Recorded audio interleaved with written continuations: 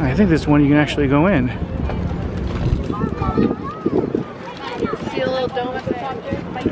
Josh. Sounds of merchandise.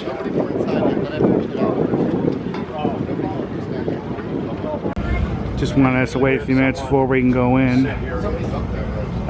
It's just too many people. First off, introduce yourself. My name is Josh. I am part of the crew here with the Valiant Air Command Warbird Museum. This is our C-47, our flagship aircraft. Tycho Bell stands for Titusville, Cocoa Beach, because that's where the airport where we're stationed at used to be. We're 501c3. We have a museum in Titusville.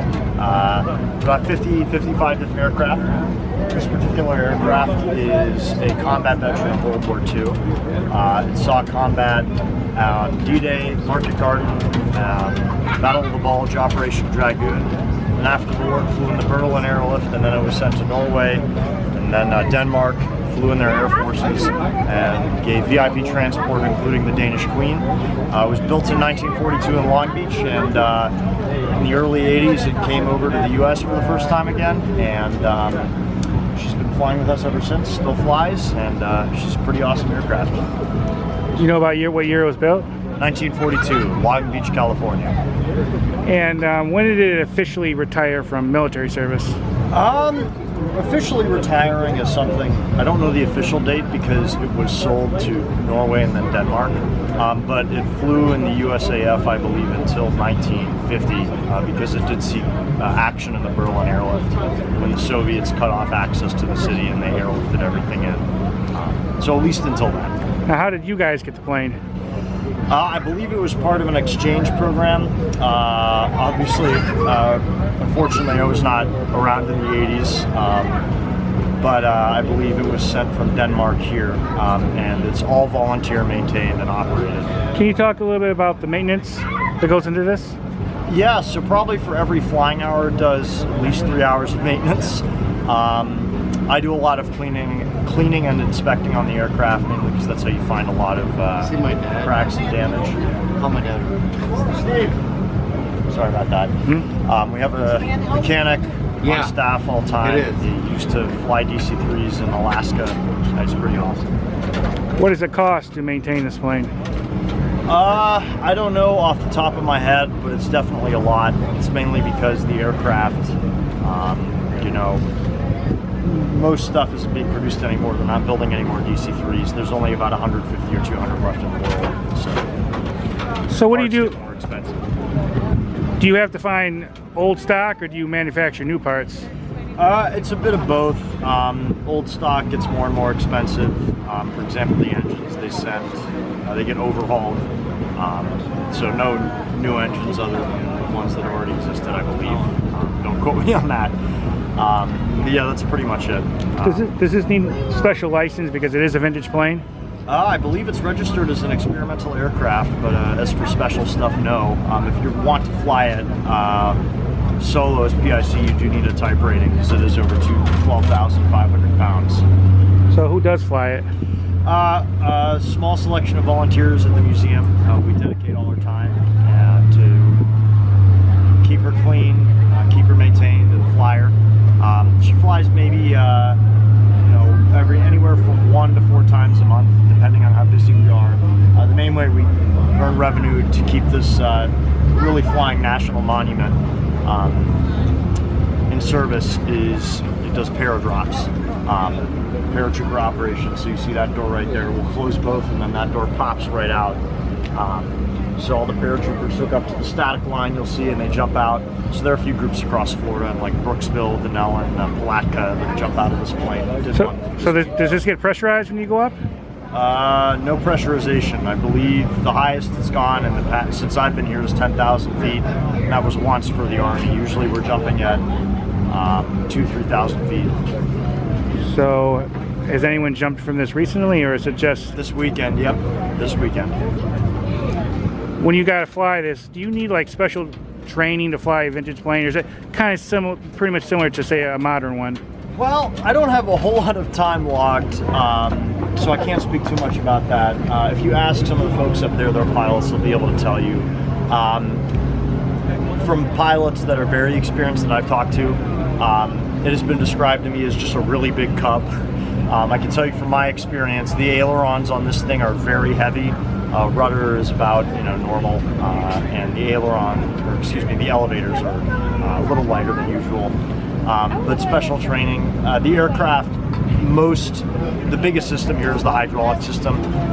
We don't have our windshield wipers set to work because all the water blows off. But like, wipers are hydraulic, they're not electric. Gear, flaps, cowl flaps, all hydraulics. I'm curious, did this have a bathroom on board? It did. I talked to our maintenance guy about it, and he told me the first thing he did was take it out because it was too much. But I believe it did have a bulk. You can see back there. We use it to keep, just things we're bringing with us on operations. But it used to be back there. I believe it was put in when it served as a transport aircraft. When they had emptied it, did they do it on ground, or did they let it pour out when it's flying? I am not sure. That probably varied between aircraft to aircraft, but that is a great question. Yeah. All right, very cool. Of course. Let me ask and see if they are ready to take you. All right, awesome. Thank you. Guys ready? Okay, go ahead. So when you get up in the cockpit, you can ask the pilots, can go into a little more detail. But one cool thing about DC-3s, especially if you go check out Placid Lassie, no cockpit is really the same. Most of the same. You've got 2 gear switches. But I'll let you go check out the rest. Have a good time. Okay, thank you. Oh, cool. Look at this.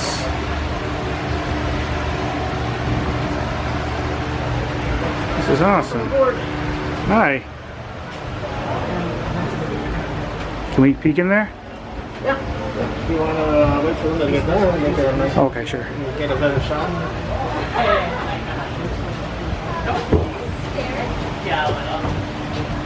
It's really awesome. I haven't been over a plane like this since I was in the one called Fifi. B-29. This is a C-47 cargo plane born in 1942. And was very involved in the war. Did D-Day, Market Garden, Battle of the Bulge, and the Berlin Airlift. So you're standing in a real part of history here. Definitely. Is it okay going there? Yes. Yeah. Take some pictures. Wow, this is awesome. This is awesome. So who normally would this be the navigator That would be seat? the navigator, and the radio operator would be over here, and all of these would be radios, but we have them all taken out. We have a jump seat right here that folds over, and that would be like kind of a flight engineer, and then the 2 pilots up front. It's normally a 5 or 6 person crew. This is definitely... This one's been converted to a DC-3 from a C-47, so they've moved a lot of the instrumentation up front, so it just takes 2 pilots to fly it. Okay if I sit in there? You can. Just don't move the flight control, please. Yes. They are locked from outside the aircraft, so... Oh, they didn't make this for fat guys, I know that. You know, it doesn't matter how big you are, it's hard to get in and out of the front. It's just kind of a tight airplane. I bet. Oh, there we go. So can you just talk a little bit about what some of these gauges and buttons do? So all of our engine controls are right here. These are the throttles, mixtures, which controls the fuel to the engine, propeller controls. This controls the pitch of the propeller and adjusts the RPM of the engine. We've got an RPM gauge here. There's 2 needles, 1 and 2, left and right engine. Manifold pressure is adjusted with the throttles. And you can see that there's 2 gauges that are on top of each other. There's 1 and 2, left and right. Oil pressure, and then fuel pressure. And then this big square right here used to be an autopilot, and it's been removed. It was an old primitive autopilot. Now we have 2 GPS navigator communication radios. Was that difficult to integrate the newer technology with the older technology? Not really. All you need is a power source and put some antennas on the airplane, and they work pretty good. All of our charts are on an iPad now, so we have an iPad holder up here with a power source that we can plug into. Left engine fuel selector. There's 4 tanks on the airplane, 200 gallons each, total of 800 gallons. It's about 8 hours worth of fuel. Burns 100 gallons an hour. The right engine's over here. And then you got just a sort of a similar set of flight instruments in the right seat as the left seat. Either pilot can fly it at any time. So what's the max amount of distance you can go if it's fully fueled?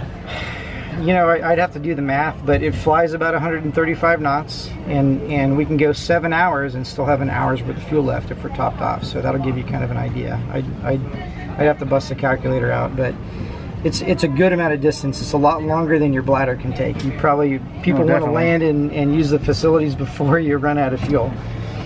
So, now would the main pilot sit here on the left or the right? Yeah, so the pilot in command's usually in the left seat, co-pilot's usually in the right seat, and then of course you saw the seats in the back for the navigator, radio operator, all those. So right now it's been converted to a DC-3, so we just have the two guys up in the front. That's the only crew required.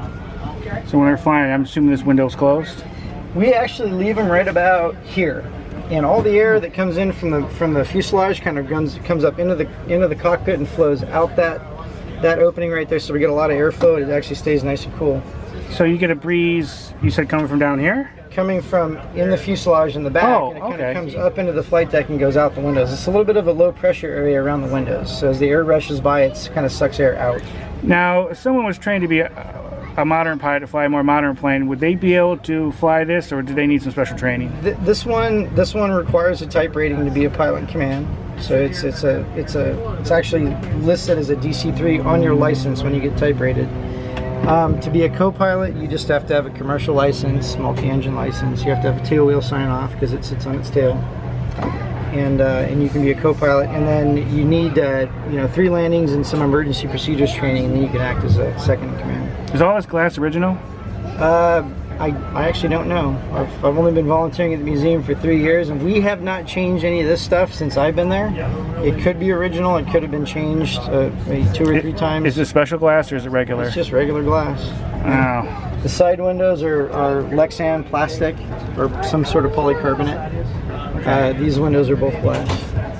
And then this is just a hatch that we just have it out so it stays a bit cooler in here, that's all. Yeah, so there's definitely no air conditioner or heating in here, correct? It is not, but when you get the airplane moving, it cools. And when you get it up higher, the higher you go, the cooler it is. And we flew here this morning, we flew out to the Kennedy Space Center at 2,500 feet, and it was chilly. We had jackets on. And we flew back maybe about an hour and a half ago, 4,500 feet, and it was very comfortable. Okay, cool. So, yep. And what's your name? Dante. Okay, thank you. Now to get out. Yeah, right foot kind of back here a little bit. Okay. And then you can grab onto this thing right here and kind of pull yourself out. There you go. Yeah. It's a little bit tight right here with the flap lever. Just kind of weasel your way out here. No graceful way. Definitely not. It takes me a bit to get in and out of it also. Yeah, especially me when you have too many cheeseburgers in here. But, I'm going to put this on my YouTube channel. Let me give you a quick card. Yeah, that'd be great. Let me just turn this off. That was cool, but definitely hard to get in and out of that cockpit. Let me show you a little bit better what that plane looks like from the outside. The last really old vintage plane I was in was Fifi, because I filmed for you guys. That was years ago now. That's cool.